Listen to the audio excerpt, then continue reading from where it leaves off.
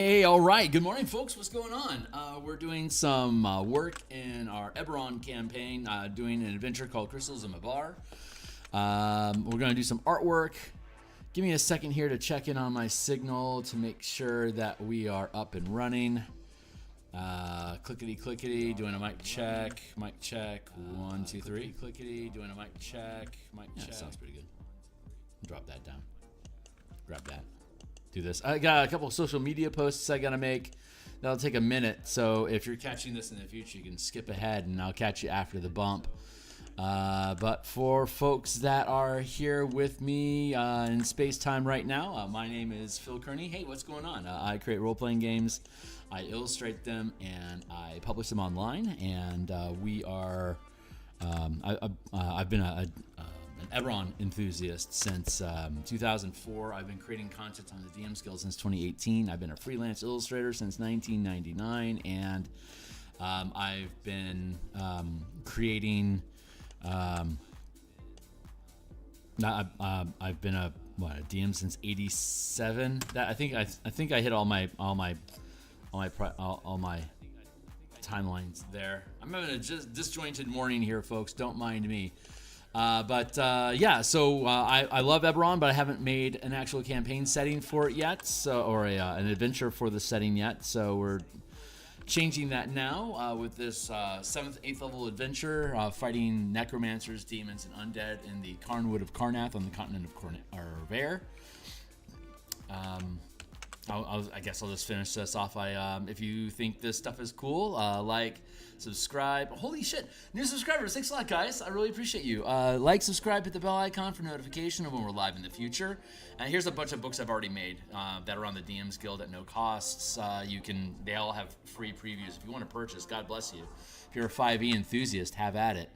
And so we're making lab techs, alchemists that are helping necromancers decipher the materials that are appearing in the manifest zone. Mabar is the plane of undeath and darkness and night and things that go bump therein, like undead and Yugoloth demons. And if there is a powerful enough manifest zone, it starts to terraform the environment where it's created. So necromancers have found an artifact hidden in Ader Academy that they stole, and then ran off to a manifest zone in the Carnwood, and used the artifact to fire up a ritual that has been converting the terrain into otherworldly topography, and unnatural plants are starting to grow. So they grabbed a bunch of alchemists from Ader Academy on their way and brought them with them, and now these alchemists are harvesting the materials from the manifest zone and using alchemy and the tools that are available to characters to make different types of alchemical formula stuff. So, words escape me sometimes here. But generally, yeah, it's since the manifest zone is creating these Mabaran plants and like mushrooms and different fungus. In the adventure, in the appendix under the items and oddities, it explains how, like, what the DC is to make different things into different alchemies. Like for example, there's a mushroom that if you boil it for a short rest, it'll create a salve that you can wipe on your eyes that gives you dark vision 60 feet, or enhances your dark vision by 60 feet for an hour. So there's the soil itself converts into, or like since it's the plane of undeath, it has this necrotic effect on everything, and once the soil is infected and infested enough with this necrotic energy, it crystallizes, hence the crystals of Mabar, and it becomes you can harvest the material, and if you grind it up into dust, it can be used as a material component for creating undead, speaking with the dead. You can sprinkle it on people, basically as a replacement material component for anything in the necrotic school. So it's really valuable. A 5-foot space of it when harvested is worth was worth 10 gold. And so each 5-foot space of soil that you grind up into dust becomes material components that can replace 10 gold worth of material components. So if you grind up 100 5-foot squares of soil, that is 1,000 gold pieces of value. So harvesting the material and then sending it off site to necromancers and wizards that are fine with questionable sources to get access to this material allows for easy undead production, which of course is highly relevant to the Emerald Claw because they're all necromancers and they've all lost their seat of power when the last war ended. They basically, instead of being heroes, they became war criminals, and a lot of them had to run, and so those that were used to having acquired power at the higher echelons of military order became familiar with Ader Academy, the military academy of Karnath that teaches undeath, and so Solzu and Karen, they were aware of this artifact called the Eye of Mabar, which is a sentient artifact made in the plane of Mabar that it has its own. I mean, all artifacts have their own intelligence, and this one's no exception. If its goal is to create a manifest zone, stabilize it, and in the process of the ritual, whoever is performing the ritual eventually turns into an Ultraloth, which is the high-end CR12 demon creature that is like the mastermind and military leaders of the Yugoloth demon army. So the Eye of Mabar becomes a Cyclopsian Yugoloth that will then be able to command armies of undead to basically travel through the plane of rift created by the Manifest Zone to invade Eberron on a whole and take over reality and have bragging rights. So that's what Solzu is eventually going to dissolve into, unless you disrupt the ritual. If you disrupt the ritual, it'll kill him, and the eye will salvage whatever energies it can from the ritual ending early, and instead it'll be a Canoloth, which is an intelligent but significantly lower CR5 creature that after a bunch of dungeon running and resource depletion should be plenty of is a good enough fight for 7th, 8th level characters. But if you want to make this part of an ongoing campaign, obviously you can make use of the Ultraloth being the highest order creature that can be created as a result of the ritual, in addition to having a stable portal that leads to the plane of Mabar, which could be of relevance. The facility itself is situated over Underdark entrance. So once the facility is, if your team claims the facility for their own as a bastion, there is a direct entrance into into the Underdark, or what would become Kyber, underneath the structure. So your team can find that if you want to get into mythic dungeons at 9th, 10th level. The fun thing about Kyber is that it's technically a different dimension, so you can't just like teleport into it or teleport out. You have to plane shift, which is a 7th level spell accessible at 13th level for clerics. And I think warlocks, maybe, I don't think wizards have access to plane shift, actually. I could be wrong there, but I always thought that was a cleric only spell. But regardless, it's difficult to get in and out of Kyber. So it makes for a good high level dungeon environment for characters to romp around in. And if you defeat the Emerald Claw, you've now earned an enemy of the Emerald Claw, which is a world-class terrorist organization in the Eberron campaign setting, with ridiculous potential resources available to them. It's just dangerous.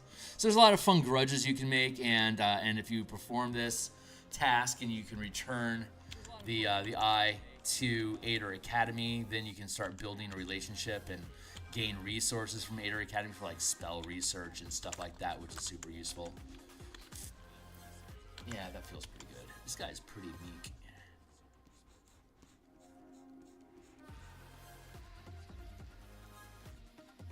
So yesterday we did most of the heavy lifting in getting this this particular illustration done, but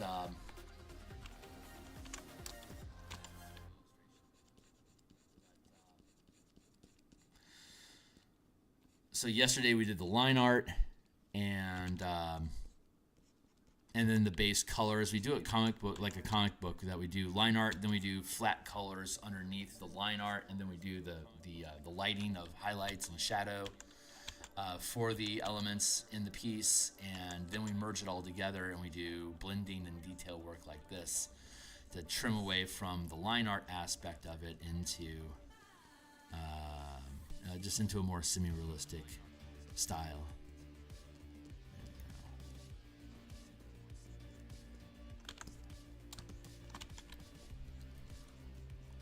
So there's 6 total alchemists that are inside of the facility that are manipulating the elements of Mabar to create these components and to research stuff. And the adventure has a listing of, like, there's 6 different workstations and what each of the scientists are working at, or the mage rights, I guess, is what they actually are.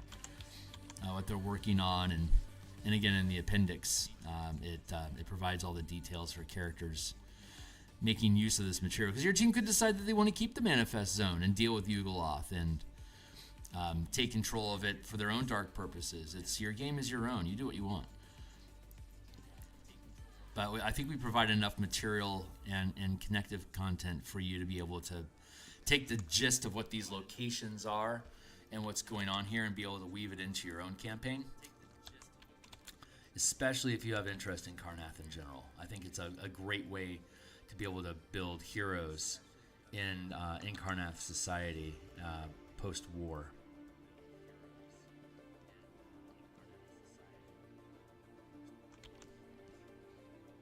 There we go. Just clean up the artwork a little bit here. So we'll finish up this in the next character, and then we'll integrate these tokens into the descriptive page in the adventure.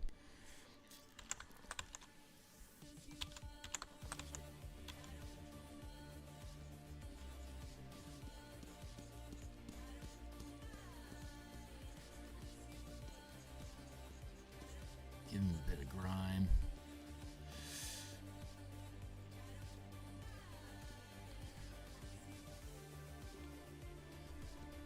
I'm using the white lab coats basically as shorthand because the white coat sort of look is something that we as players just automatically associate with science stuff and chemists. So I'm using that as a shorthand.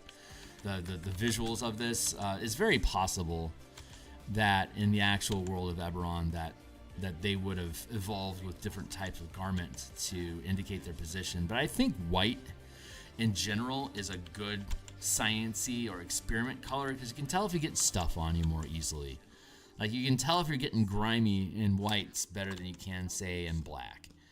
And it's less expensive than red because you're going to probably destroy a number of smocks as they get, like, damaged by acid or fire or whatever mistakes you make in the lab could potentially force you to replace your garments.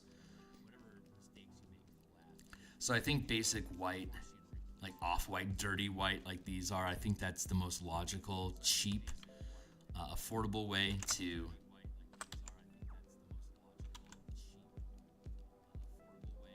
create protective material in a chemistry sort of setting.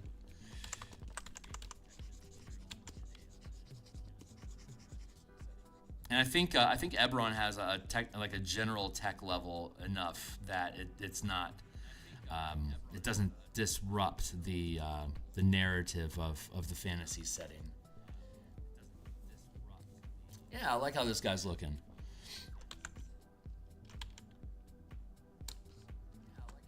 It's not very complicated. It doesn't have to be. Whoa, let's do that.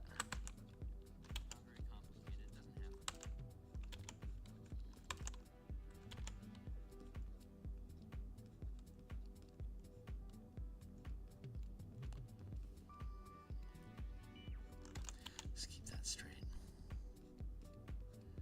There we go.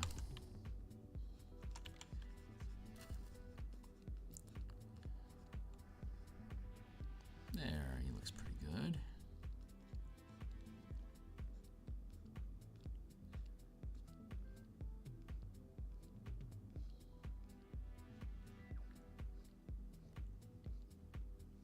And once we, once we finish these token illustrations, we'll be able to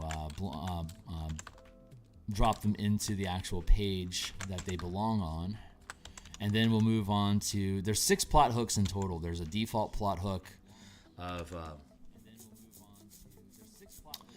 being deputized to investigate missing people that are being sacrificed to the ritual. This is the Aether Academy plot hook, where you're hired by Aether Academy to quietly recover the artifact before trouble happens. One of the plot hooks is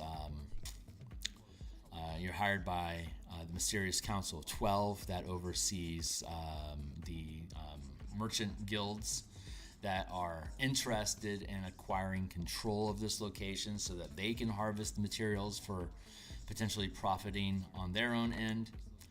And that feels pretty good. Let's trim that down a little.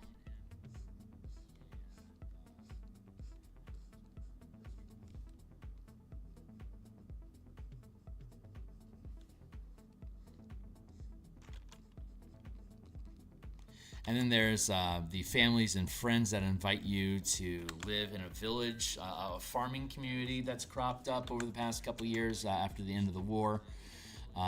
That's honest living and a nice place to retire or lay low to avoid trouble. And when the party takes them up on the offer to come visit, they find that the town has been attacked by undead, and big surprise, your family and friends are missing. So you have to go rescue them before they're sacrificed to the ritual that sustains the manifest zone. And then the other 2 plot hooks is the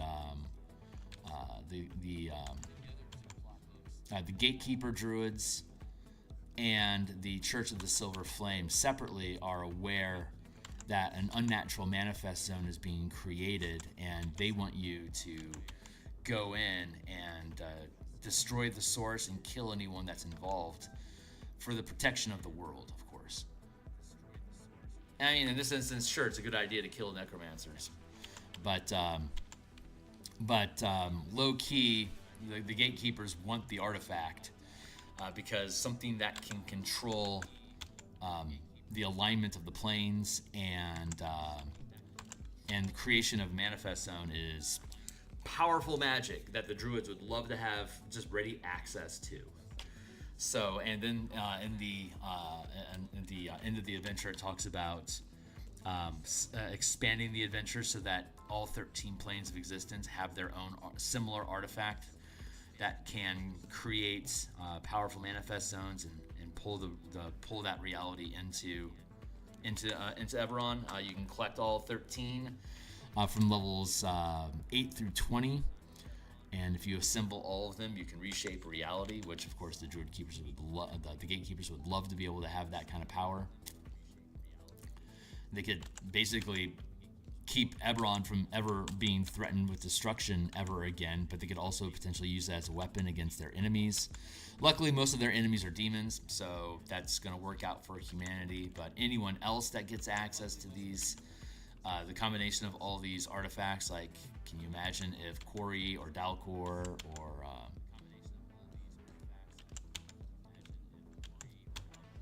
or Sarlona or the Rakshasa, the 13, and any of these dudes, if any of them were to get access to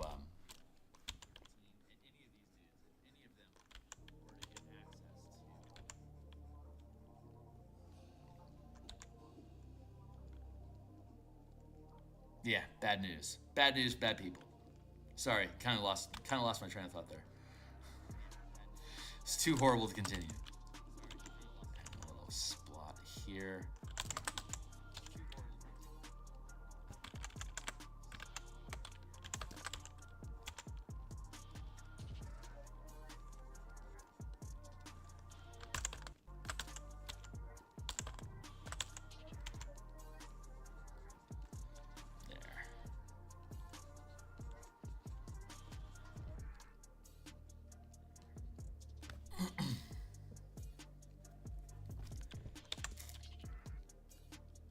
Yeah, looks pretty good. I think I'm happy with this guy. What is going on, folks? Thanks for swinging by. We're doing token art NPCs for an Eberron adventure, and we just finished up Ryu, so I'm going to put him in the finished pile, and let's work on Seda.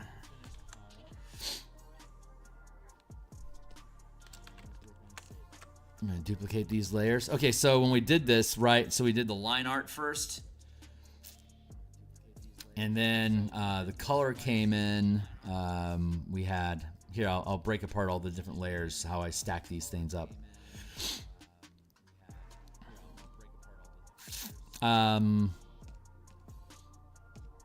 So we start with an idea, just a rough sketch.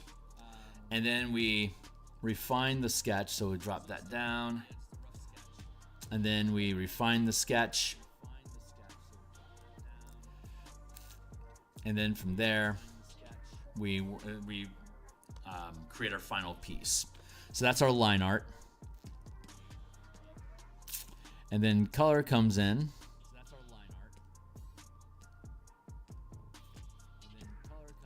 We got hair color, our flats, and then the coat. We have our flats color for the coat. And then we add in highlights and shadow, just a little bit. It's not too radical for the coat. And then for the hair and the flesh, we add in some highlights and color there as well. So that's how we get our layering effects going on there. And here's here, and then hair highlights there. And now we're at the point where the color and the line art are all working together. So we're going to duplicate all of those layers. And we're going to merge them together.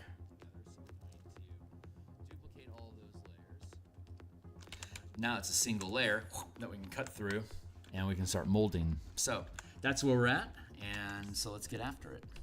Pitter patter. Right size the tools. There we go.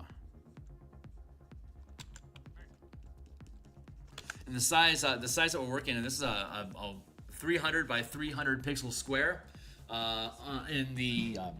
So it's 1 inch. The grid that we use, obviously in D&D, is a 5-foot square. So each token that's medium or small size fits inside of one token like this. So these illustrations are dropped into the adventure on the map of the lab where they're working. As you know, as tokens that you can manipulate and move around, and depending if your characters want to try to avoid them or to interact with them, your choice, depending on how your team wants to run. But I'm going to actually hide that pen for now. We'll draw that in on the last, but I want to just sketch this stuff in here.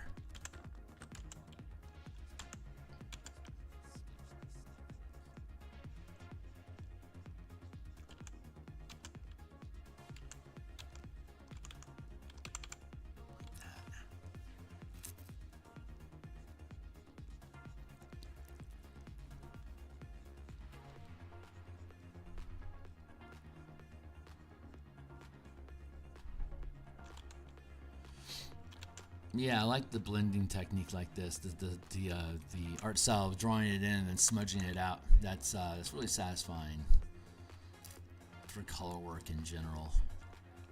There we go.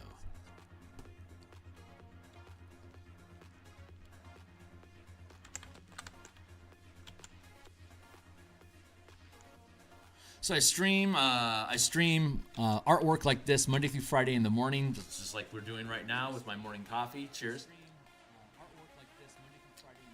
And then on Mondays and Thursday nights and Tuesday and Friday lunchtimes, I do game design streams. Right now, we just finished on Monday. We just finished the second draft of the Bastion campaign supplement that we're going to be releasing on the DMsGuild to create a complication system for issuing orders to hirelings in your Bastion, as well as expanding the scope of Bastions to include creating settlements with resources that can be harvested and armies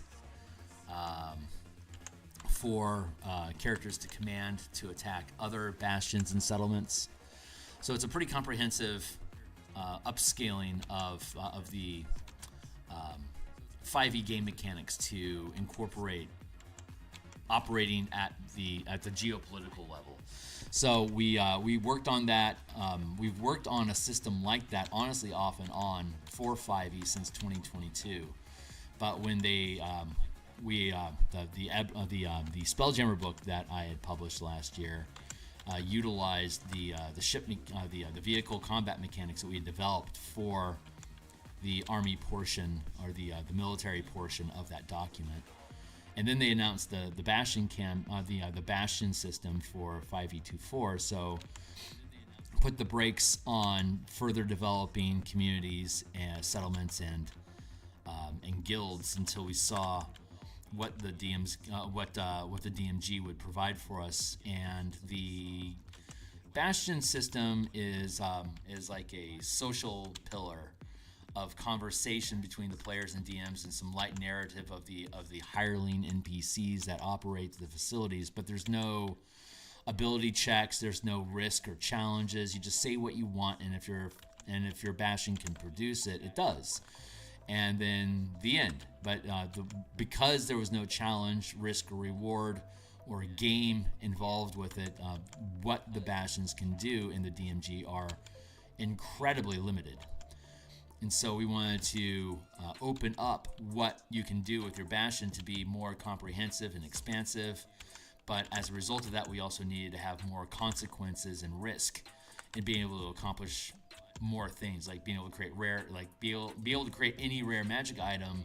It's going to require ability checks to be able to produce it. You're going to have the magical plans to know how to do it, and you're going to have the materials necessary to produce the item that you want. These are all things that can be harvested or become skill challenges to gamify making magical gear. And of course, time is also required. So we created all the mechanics for that to issue orders to minions in your facility to basically do stuff. And so we just finished off the second draft of that concept, and we're going to let that chill for a little bit. And we're going to get back into Spelljammer on Monday night, Thursday night, Tuesday lunch, like yesterday, and Friday lunch. We're working on subclasses, kaiju for megafauna creatures in wild space, as well as Jaegers, Gundam, Eva, Veritech style mecha, using our Spelljammer combat rules to expand the scope of what the 5e game engine is able to do, to get into a more of like a 5e Lancer style of campaign using the Spelljammer mechanics that we have. So if you want to do kaiju and giant robot stuff in your Spelljammer campaign, we'll have the tools that you need to use the 5e game engine to run those kind of campaigns. And then we're going to run a playtest campaign of that concept on my Discord server, which is linked down below. I love playtesting. The reason why I make supplements is because I want to run a campaign built around the concepts. Like the Spelljammer system I built is because I want to have better Spelljammer rules for my own campaigns, and I'm currently running a Eberron Spelljammer campaign where the team is overseeing an asteroid belt mining operation, fighting Droam and Dargoon and various factions to jockey for position to mine the best asteroids of minerals and Siberian crystals, and that's been fun. We've been running that for probably about a year now, and they're about 10th. They're about 10th level now. And we'll finish off the we'll run the campaign all the way through, and then we'll start we'll start over and do something new. That's what I do. I run campaigns from level 1 to 20 over the course of about 270 hours of gameplay, and then at the end of the campaign, we see how the players want to make changes to the world. 20th level characters can do pretty much anything that they want. So what do you want to do? And the players have a chance to make a change to the campaign, and then the next campaign takes those changes into account, and we just do slices of life, like different aspects of reality, focusing on a particular subject and blowing that out to be the full campaign. Like one of our campaigns was specifically about awakening Warforged so that they could have true free will and remember what or who they were prior to being stuck inside the Warforged body, because the Warforged are basically spirits being pulled into golems that gained sentience became free-willed creatures of their own. And in my Eberron TM, they're all warlocks, that artificer warlocks that got tricked by their patron to basically recycle their own souls into the bodies of the Warforged. So when they were awoken as a result of the campaign, they all remembered who they used to be, and that they had lineages and heritages and like inheritances, and some of them had political power, and they suddenly became sentient and alive again after being dead for potentially 70 years, and now they're back on the table, and they're inside immortal bodies, but they've lost all their power, position, wealth, and status, and basically became a displaced nation. So the Warforged, not needing to breathe, naturally found themselves gravitating, part of the pun, into space, where their bodies were naturally, quote unquote, naturally adapted to being able to operate in a vacuum. So Warforged, dwarves, and gnomes are finding themselves in the front run of space exploration and asteroid mining. So that's our campaign. Dwarves, gnomes, and Warforged competing against humans and the Droam monsters and the Dargoon greenskins and the elves, all jockeying for position and resources in orbit there's a ring of crystals that orbit the planet, like Saturn's rings. So that's where all the asteroid harvesting is happening. So there's giant squid monsters out there, and elven fleets and clouds of undead. Dargoon send out gargoyles, since gargoyles are earth elemental creatures. They don't need to breathe either, and as elemental creatures, they're essentially immortal as well. So they just basically send out hundreds of gargoyles to drift through wild space, and anyone that bumps into them basically get attacked. But they're also sentient and bored as hell, drifting eternally through space. So the team ran across them and ended up adopting and integrating a bunch of gargoyles into their ranks. So now Dargoon absolutely hates the team for stealing their troops and resources. So they've picked a fight with Dargoon in general in space, and Dargoon has access to megafauna creatures, and they have their own ships. So the team has been basically at war with Dargoon for the Droam for the past 5 levels.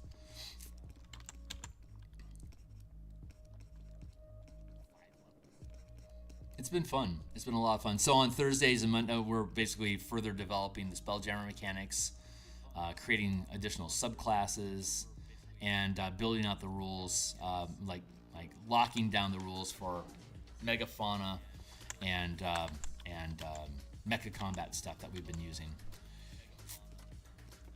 And I'm going to build on my Discord server, I'm going to run a Storm King's Thunder campaign using those Spelljammer mechanics in combination with the Bastion rules that we've been developing to have an XCOM style of game.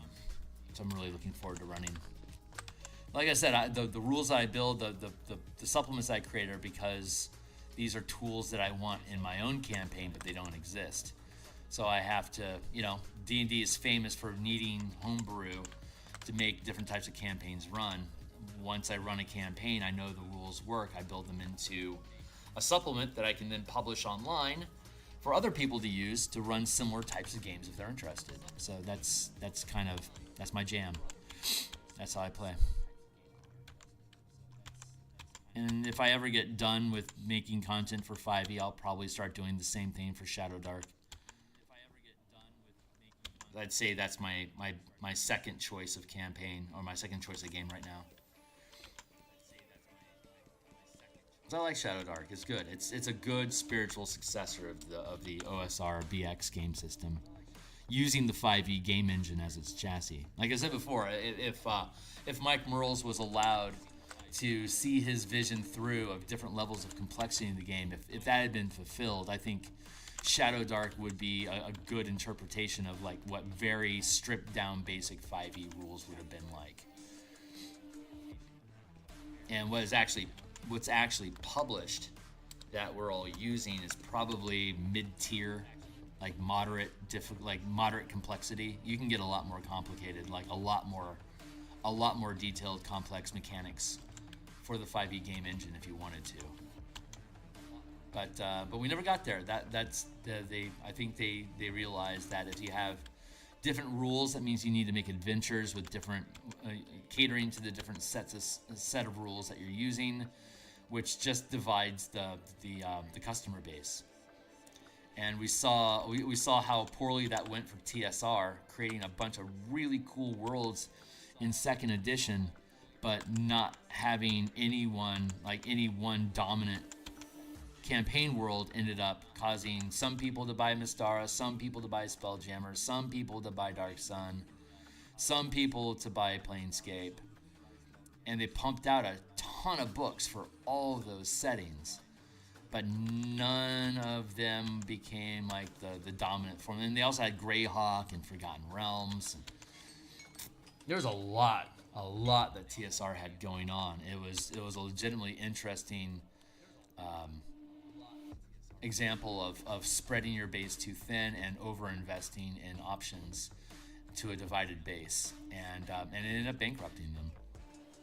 So I can see why WotC is so gun-shy about leaning too far into any specific world other than Eberron and Forgotten Realms specifically are like their two children that they've decided to keep. And the rest of the campaigns that existed in second edition are just now these box sets of basic campaign guidelines and an adventure, and then you're done with it. But they don't lean into further supplements. Like, they're not going to make a Mecha Kaiju book from that. They didn't even have vehicle combat mechanics. They're like, they fold what they've done before into what you can use now. So, like, they released Ghost of Saltmarsh. So you can use Ghost of Saltmarsh ship rules for Spelljammer if you want ship combat rules. Like, that, to them, that's good enough. But to the people that want to play Spelljammer, that is not enough. We all wanted so much more, which is why I built the Spelljammer combat exploration game in the first place. Kind of like the Magic the Gathering settings that they released. I was excited about seeing what Wizards would say about color mana, And they didn't say anything because that's not the philosophy. They don't add additional systems to every setting that they create. They simplify the campaign settings to match mechanically with what they already have, so they don't have to add additional rules that potentially break the game. I respect it, but if people like me, individual little indie creators can do it, then the mega corporation can do it too. And it's just a shame that that's not a philosophy that they wanted to follow, because they have the resources and the fan base to be able to build these things out far quicker than a little guy like me can. But they just don't have. That's just not the philosophy that they want to maintain. So it's a shame. It's a real shame that. It's a shame that TSR drove themselves out of business. It's a shame that a publicly traded company owns D&D.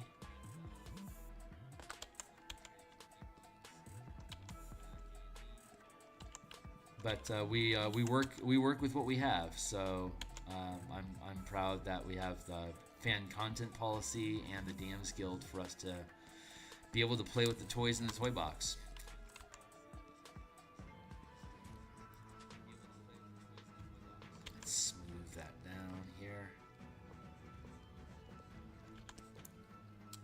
Yeah, we'll obviously get this finished today. We're doing really. What time is it? It's 7:15. Yeah, I've still got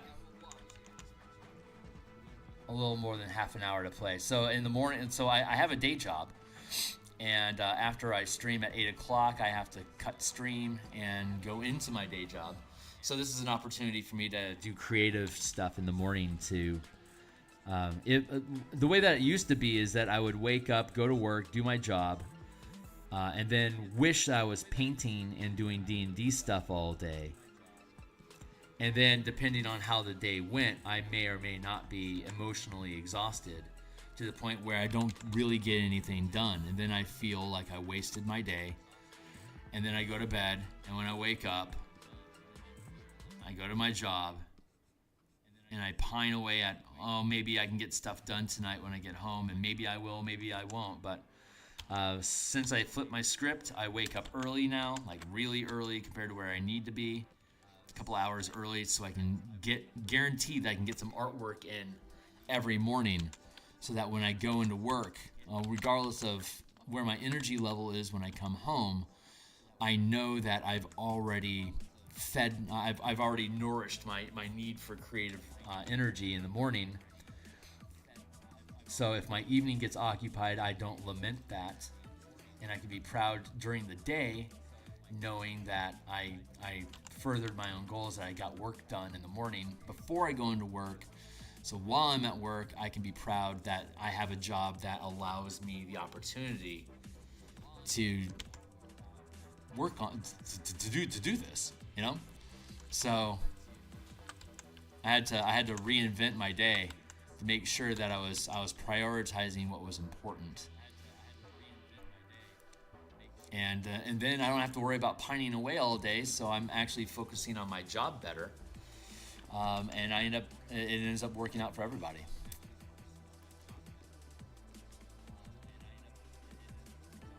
But yeah, wishing that I could be doing artwork or game design or whatever to the point where I'm exhausted by the time I can do it, that is so just self-destructive. What a hateful feeling. That was the absolute worst. There, we're gonna do that. A little bit of flair there helps pop out our hips a little bit.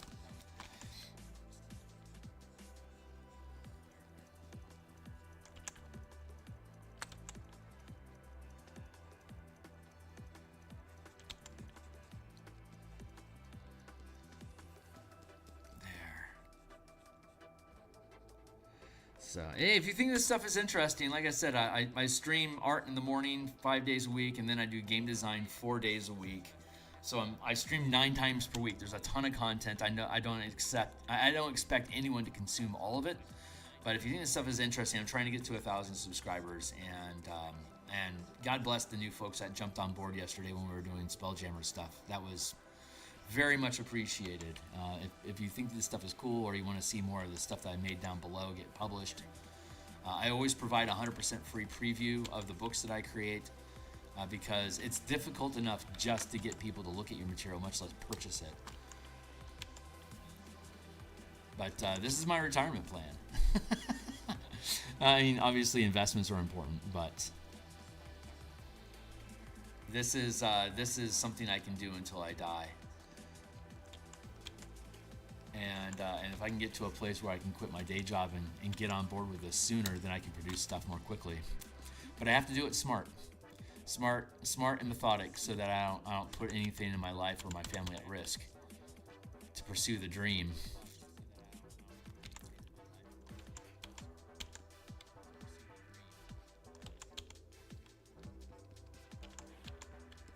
But if I could reach escape velocity from my day job, I would be able to do this sort of work 10 hours a day and actually spend less and have actually more time to myself. That's the real dream. And I don't know. Maybe it's in the cards for me to do that. Maybe it isn't. But the hope that I could. I've got plenty of time. And maybe if I just keep doing good work and folks think it's interesting, that I get to a place where I can hit that point. Hey, I like how this is looking. This is looking really, really good. Just about done here. There, I just want to sculpt that in a little bit better. Yeah, looking good, kid. Let's do that.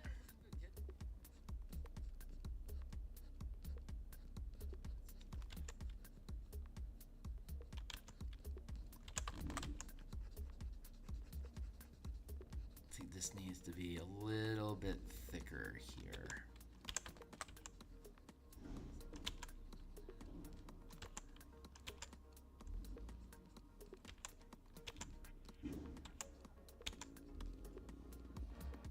There we go.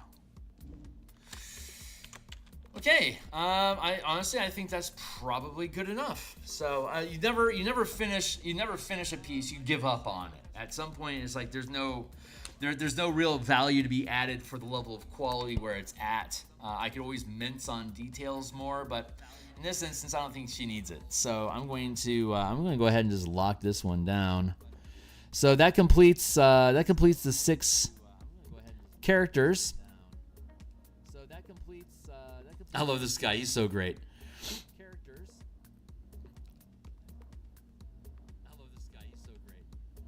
All right, those are our 6 characters. So the next thing that we want to do is save this real quick so no tragedy occurs. And now we're going to open up the actual document where this belongs. Page, I believe it's 92 to 94. Here we go. Okay, so this is the Aether Academy Requisitions plot hook, where your characters are hired by Aether Academy to recover the stolen artifact. It's a 16:9 format document. So if you full screen your monitor, you can see here the 16:9 format that we use, and each of the columns are also 16:9. So when you're using the device horizontally, you can see the full display here. But once it's a PDF, if you're using vertical alignment, you can look at one column at a time. And the entire adventure is structured so that information is blocked in.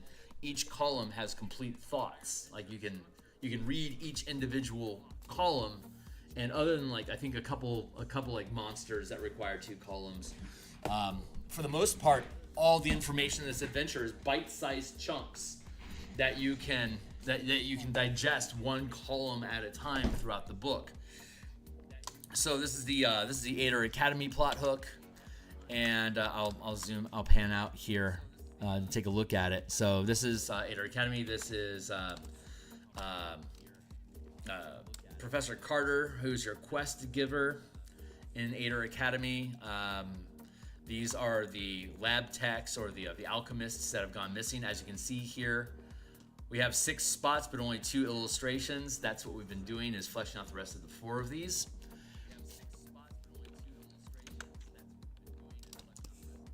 And then we have adventure rewards, the things that your characters get for helping recover the artifact, and where do you start inside of the adventure. The adventure is broken up into 3 parts. The first part is the furthest away, the second part is closer to, and then the third part is at the nexus of the manifest zone. Here's a necrotic forest that's being destroyed by the necrotic energies of the plane of Mabar. And then we have some prepared and unique encounters if you choose this plot hook for your characters. Here's a slew of unique encounters that occur.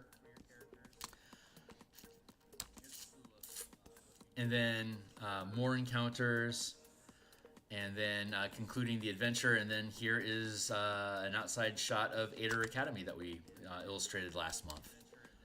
And then continue. So concluding the adventure, I've got a little bit of extra space here. I want to fill that in with text.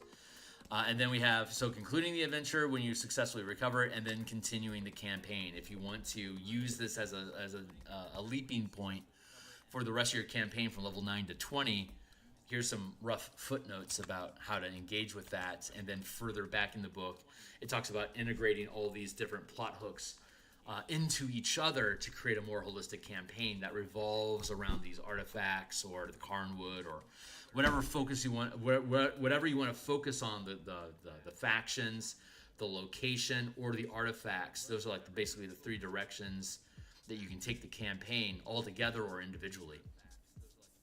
And we spend a little bit of time talking about weaving through those different ideas. So and each plot hook requires 2 or 3 pages. There's the initial deputized plot hook where you're investigating missing people, but then you have the 5 other plot hooks. This is one of those plot hooks, and so we lay those all out and then alter the adventure based on which plot hook you're using. So having said all that, we go into right, left. I can hear myself. Top, down. Okay, so we want to swap these guys out with these tokens that we just created. So I'm going to stack these dudes up. 1, 2, 3, 4, 5, 6. We're going to duplicate these layers. Blip. They should be over here now.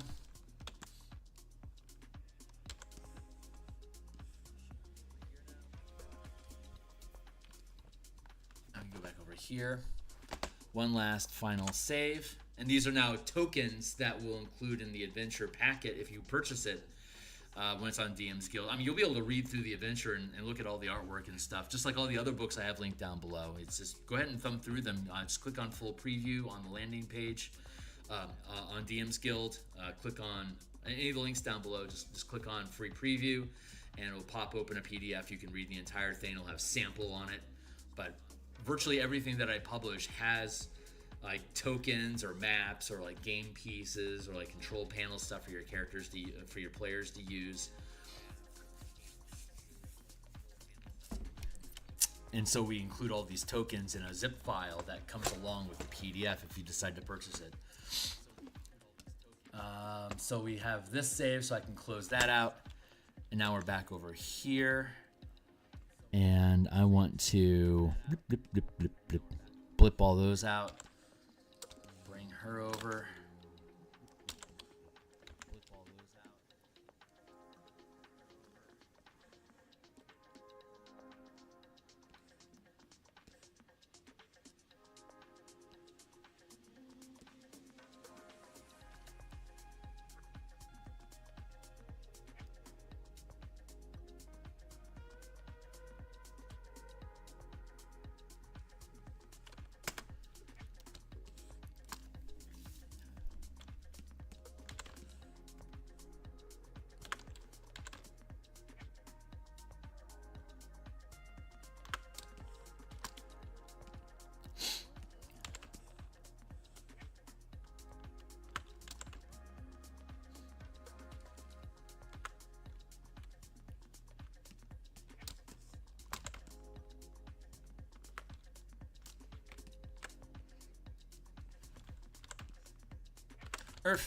What do I need to do? I need to pay attention to my lines. So let's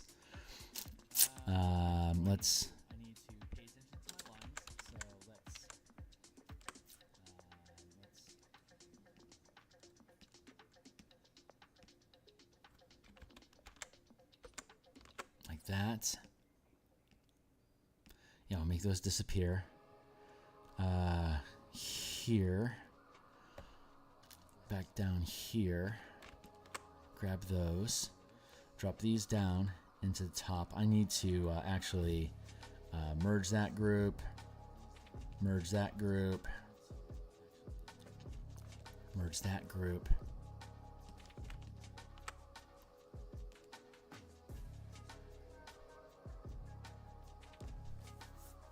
Drop transparency.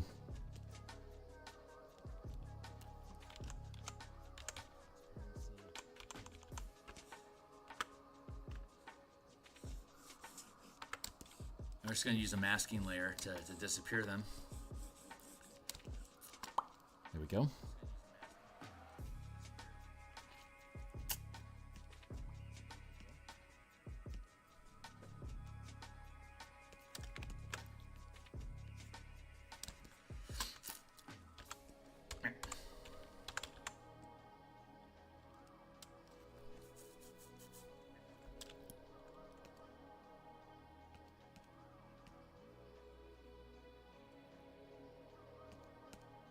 Feels good.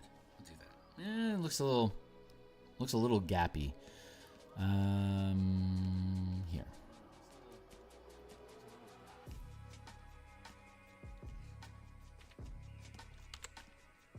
Bring him over a little bit. I'm gonna shift him. No, you stay put, Toots. I called her Toots. Get out of here.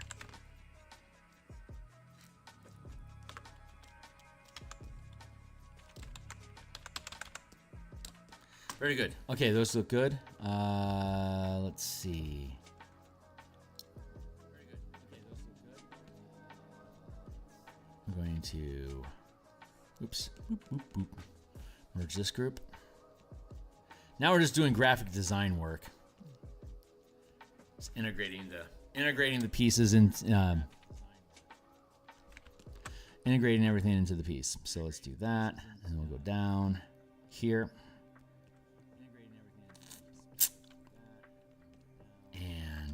I think we'll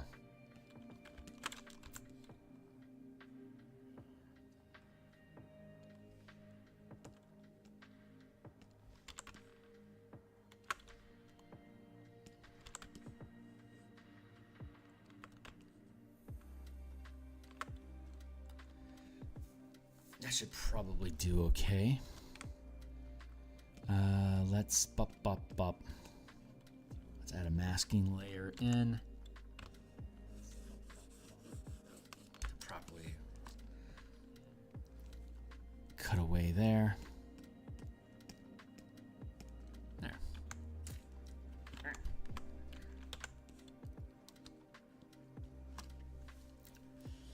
Don't think these are the right names. So let's see. Do we prefer? Here we go.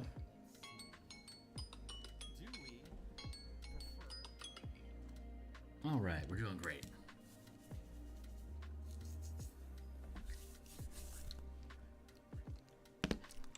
Since I don't have any actual preference for what is positioned where, I've got freedom here to swap this stuff around. So I'm going to extend this out.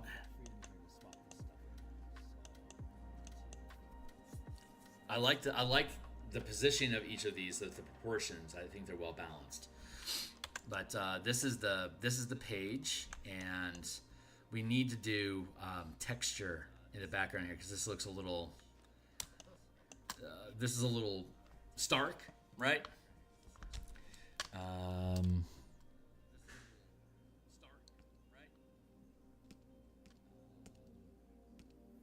For instance, we're here, and then let's make another masking layer. Like I might want to do something like, hey, what's going on? Hey, Fox.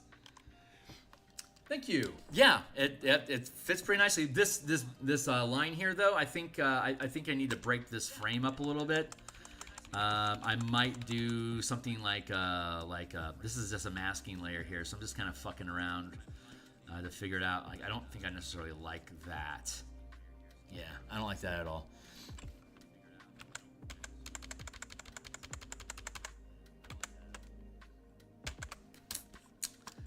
I think I could potentially fade this a little bit more. I think that's what it might actually need.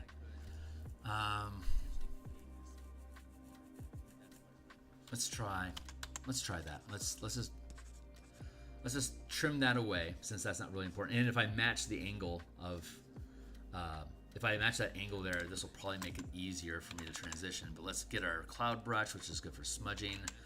Let's drop the opacity down.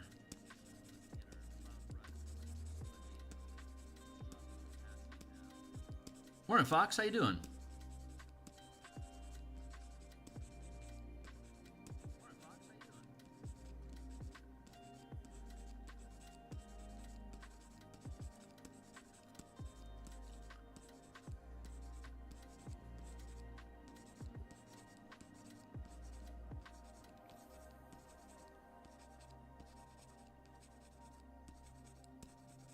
Just want to fade that in. And we need the framework. I'm pretty happy with the frame, and the spacing of these squares. They're each going to be little buttons that you can press. That'll take you like to the running the adventure, and then part 1, the village, the Carnwood Forest, part 2, the manifest zone, the cemetery, the flooded fort. The gatehouse, and then part 3 into the nexus, and I feel like I missed something. Hold on. Oh, table of contents, right? Just the front page, so you get access to the main table of contents, and then running the adventure, part 1, edge of the forest, the village, the Carnwood, the manifest zone. The cemetery, the flooded fort, the gatehouse, part 3, which is the nexus, and then appendix 1, which is the creatures and NPCs, appendix 2, which is items and oddities, and then part 3, which is alternate plot hooks and adventure. So each of these are going to have little icons that if you click on them, just like with the Spelljammer book that I have, and the well, the Spelljammer book was the first one where I had a bottom runner. Here, I'll show you guys real quick, just because I like to geek out about it. So we go down here to Spelljammer Combat and Exploration, and we click on that. It'll take us to DMsGuild, and then, like I was saying, all my books have free previews. So this is a 107-page document. Click on that and pop it open, and you get access to all 107 pages. There's like over 100 assets, like ships and NPCs, like all this stuff for Ladder of Zaraxis is in here as well. But you can see down here, I've got this runner of these different, you can see the little mouse, like it becomes clickable. And in the upper right-hand corner, you can see here, this is your table of contents. That's our hamburger icon. So if I click that, it takes us to the table of content. If I were to click here, it takes us to the combat map page. If I click here, it takes us to I scrolled exploration. If I click here, it takes us to hazards. If I click here, it takes us to the creature menagerie page. So these little navigation buttons help you bounce to different portions of the document easily, and then you can always click on the table of contents to roll back to the front page, which all of this stuff is also clickable. And of course, you don't get to see it because this is just a preview mode, but obviously we have a table of contents with everything hyperlinked, so you'll get a little runner down the side if that's how you prefer to navigate things in your PDF. But all this stuff is hyperlinked and clickable. Equipment and ships. So this is the first book that I did these radial buttons for organization, but I really love that. So that's what we're doing for this as well. And again, this is that 16 by 9 format, so it's meant to be used it's not meant to be printed at all. It's just meant for digital. But I can't see color, so I can't do color work in print because I can't proof it. Like, I would have to hire a third party to take all of my PDFs and synchronize the what you see is what you print. And that's way beyond my budget. So I know I can do color digitally. So I just make all my stuff just digital. And if I were to ever get into print, it would just be black and white line art. Life is good, Phil. Good. Just busy. Oh, I bet. Right on, man. I'm proud to have you.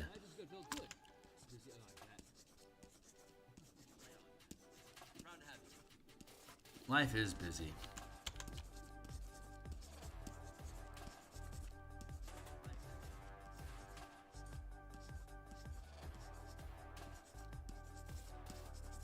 If I just work this long enough, it'll fade it in and I'll feel better about it. But what I really need to do is get the texture, a grittiness, just some tooth, so it's not just a milky back frame. It's too barren. That's a good point. Hold on, just another geek point. Let's get down here into.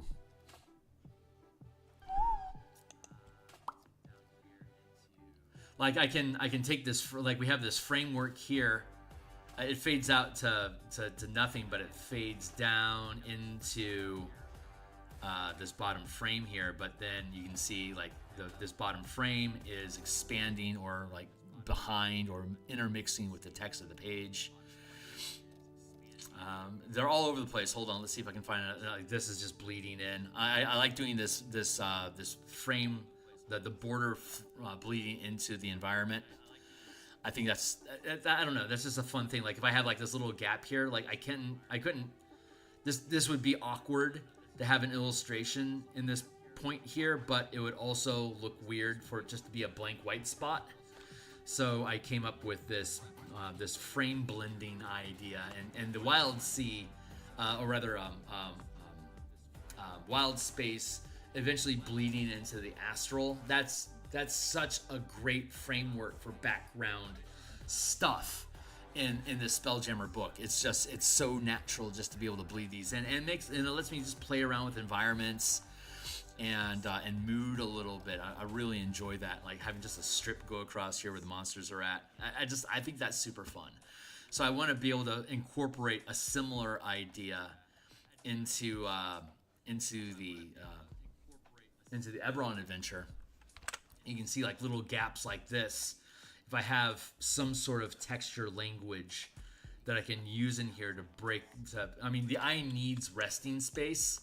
Like it needs white spaces so the eye can rest. So like little things like this, I don't feel like I need to overburden. Just little tokens just sitting there that allows the eye to digest what you're looking at, but to also relax at the same time.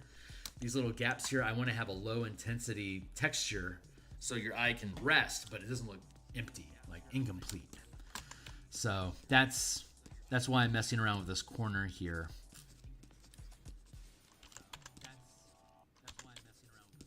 But I haven't quite found the language that I want to use yet, which is fine. The muse will give me what I need when she knows I need it. In Muse we trust. But I'm thinking about it a lot. Like I'm looking at these things. I'm like, what kind of texture background can I use? And I want it to be somewhat narrative. Yeah, see, that already feels better. It's less like up here where the text is at. Having like a hard break is fine because I don't want the text to get messed with. That's the most important part.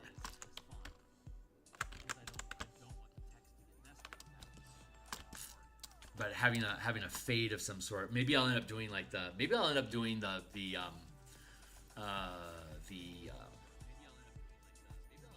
what's the word I'm looking for? The watercolor effect that's in the WotC books, and that goes something like this.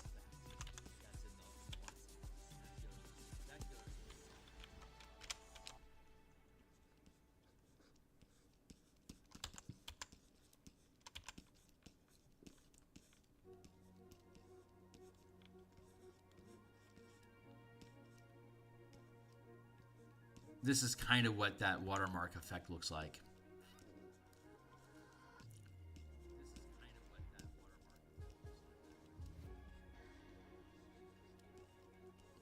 It's just using a masking layer to blot out a portion of the illustration.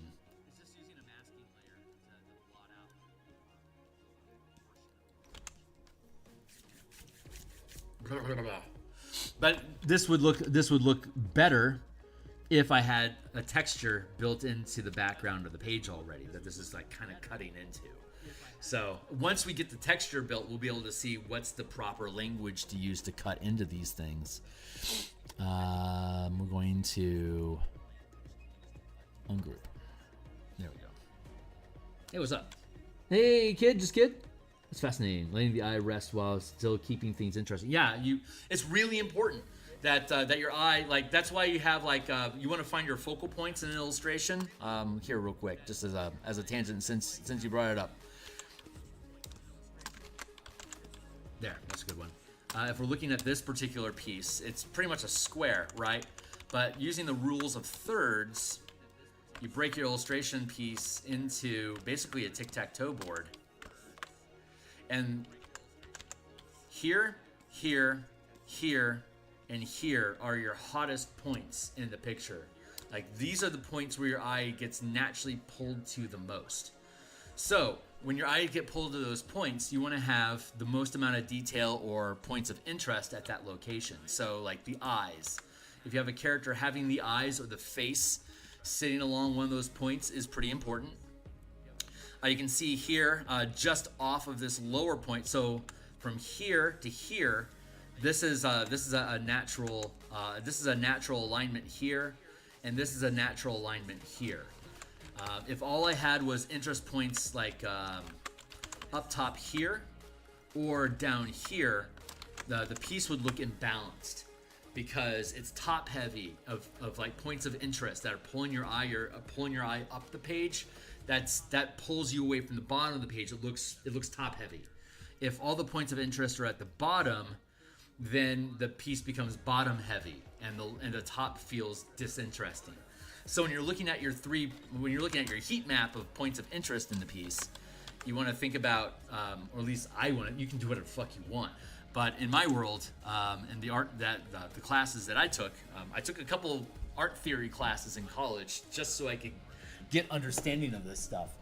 But having these where am I at? Okay, hi. Having these diagonals here, this makes it interesting because your eye has motion.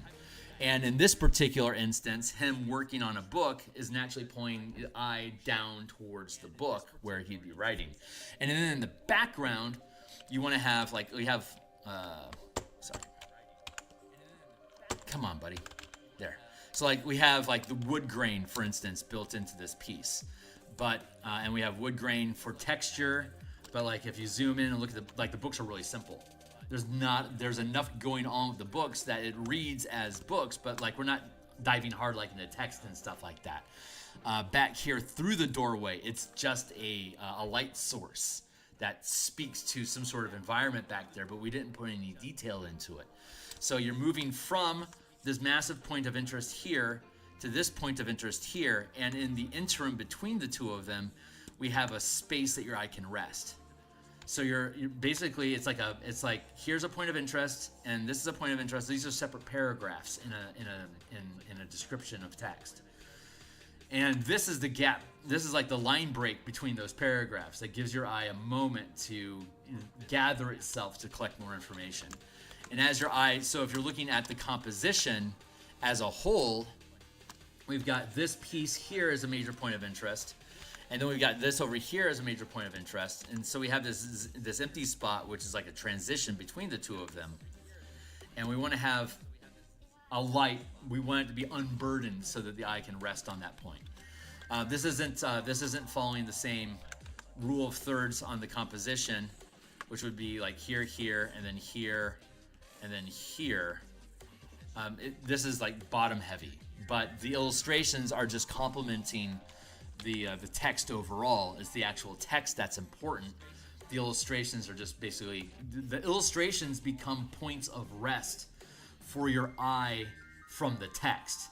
And then once you get inside the picture, you can stop thinking of text and you can start thinking of images. And then inside of the image, you have points of rest that your eye can drift through. And as you move across the page, dense, heavy text, it's a little bit of space, and then we have the illustration here to help break up here.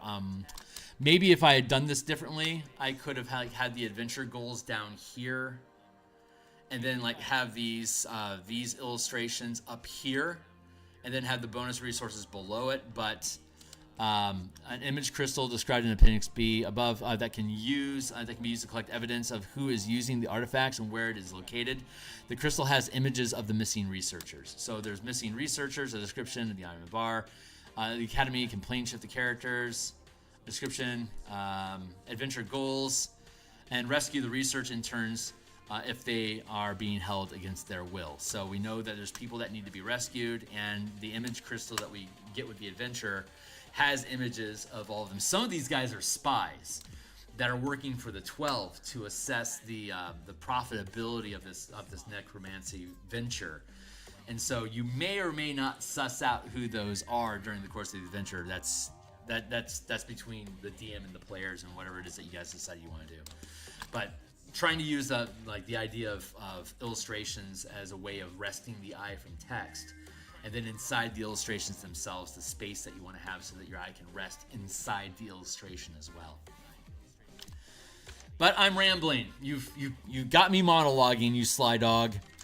So, but this is all we needed to do for the day. I'm technically done with today's session. This section of the book is now resolved. Plot hook 2, 8 are Academy requisitions. Your quest giver, Professor Carter. Here's your interns.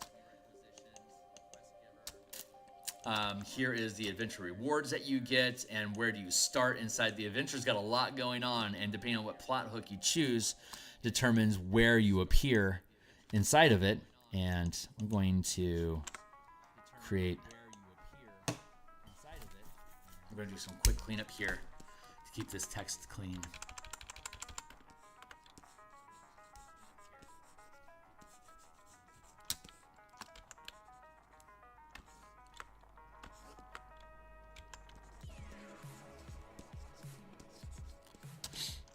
So the text is the most important part. The illustrations complement the text. So we want to make sure that the illustrations don't impede the text at all or get in the way of it. So I create a firm border between the two just to, keep them properly separated. And again, if we had that gritty texture integrated into the background already, this little gap at the bottom here, or like potentially like this little ribbon over here, I could have like an incursion here. I could potentially punch a hole in the illustration here, like if it warranted it. I think that'd be clumsy in this instance, but like those are the type of, like if we have a background, like a texture map in the background, we can poke holes through the text to have that texture pop up, and like in the Spelljammer book below, that could be useful. But that's part of the. Right now, we're still working on the page illustrations. Once we finish the page illustrations, then we'll start working on the composition, that texture map and that composition stuff. That'll be last stage work. And at that point, all I'm doing is basically integrating the artwork into the page, bonding it into the PDF so we can publish it. Just want to blend this in here real quick.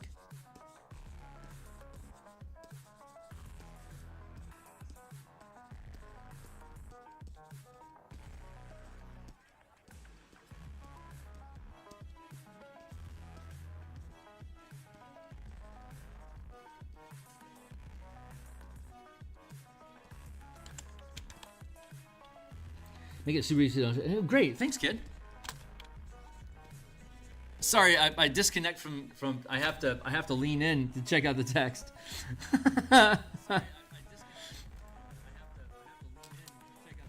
Cool. I'm glad it's appealing. It's the 16 by 9 format is a gamble. There's not a lot of people that work in that format, but it seemed ideal for my own personal circumstances since I can't print color.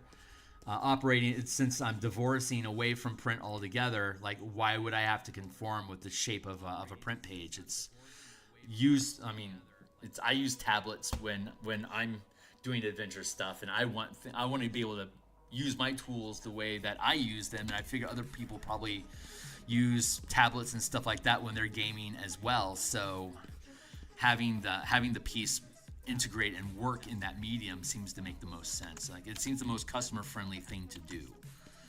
And and since I don't have $20 million writing on this, I can afford to experiment.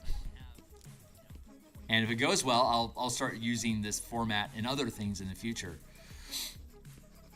Like the Color Mana books that I built, I'm thinking about reformatting all the Color Mana stuff into this format, the Martial Power stuff into this book.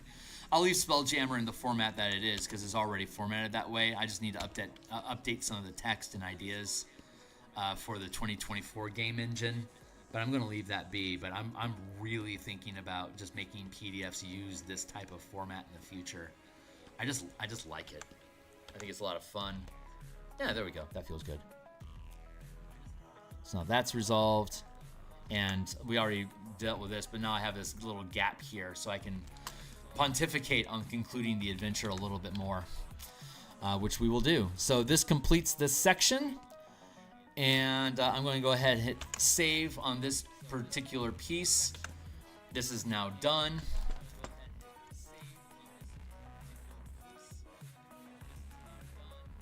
Open. We can go to page 92 to 94.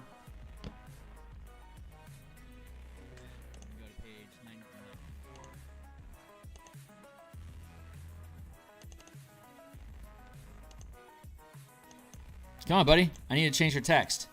Thank you. X. There. Now it drops into all the other... If it has an X, it means that all the illustrations are done. I just need to hyperlink everything and put in the background texture. And then sections of the book that have an exclamation point in front of them are areas that I still need to do illustrations for. The next thing that we're going to work on is, what was that, 92, 94? The next section is page 95 and 96, which is... It's only 2 pages. And this is the plot hook, Church of the Silver Flame. So we have a diviner that it can see that there's a manifest zone that's been created. And they already sent in a team of scouts to go explore, to try to find the manifest zone, but they went missing. So your team is the backup team that's supposed to both rescue these scouts and figure out what's going on with the manifest zone. But there's only 2 pages on this one, and I'm not 100% on what the illustrations are supposed to be. So I'm hoping that my brain, the muse, will stuff my brain full of ideas tonight. So when we come back and work on this tomorrow, we'll be starting on either these new pages or a different section. We have so many little sections. Save changes? No. There's various portions that still need to be figured out. Instead of that, we could work on the gatekeepers. So this is the gatekeeper plot hook. There's obviously a lot of space open in this page. A lot of space, but too much for it's too much for it's not enough for 2 pages. It's too much for 1 page. So I'm filling a lot of gap with illustration stuff. And we'll see how that works out. But these are the last 2 plot hooks that we need to fix. But that's where we're going to be at. We're going to just keep doing artwork until it gets done, and then we'll publish it, and then we'll grab another book and we'll start doing illustrations for that too. And we just keep going through creating books in the evenings and then illustrating them in the morning until one's done. We take it off our workbench and we push everything forward, and we just keep working on stuff until we're done, and then we find a new thing to do. So I do this 9 times a week, Monday through Friday, artwork in the morning, Tuesday, Friday lunches like yesterday, and then Monday and Thursday nights like tomorrow we do game design in the evening. We'll be working on Spelljammer during game design to eventually start creating Spelljammer books during the day. Yeah, like, subscribe, hit the bell icon. We're trying to get to 1,000 subscribers so we can be fully realized as a real channel. YouTube hates this long form live streaming. I don't do a lot of published like content videos. Most of it's just me rambling about stuff and doing artwork and live streams. So if you think this stuff is cool and you want to drift in occasionally and see what I'm working on, God bless you. I appreciate the support. Check out my books down below. Again, they all have free previews. So if you think they're cool and you want to support me, purchase them if you're a 5e enthusiast or you like the ideas. Thanks a lot for being here, guys. Oh, yeah, man. Well, I will catch you guys. Thanks a lot, man. I really appreciate it. Everyone else, I'll see you guys. This is Wednesday, so this is the only session I have today. I'll be back tomorrow morning to work on whatever it is that we're going to work on. I'll see you guys then. Cheers.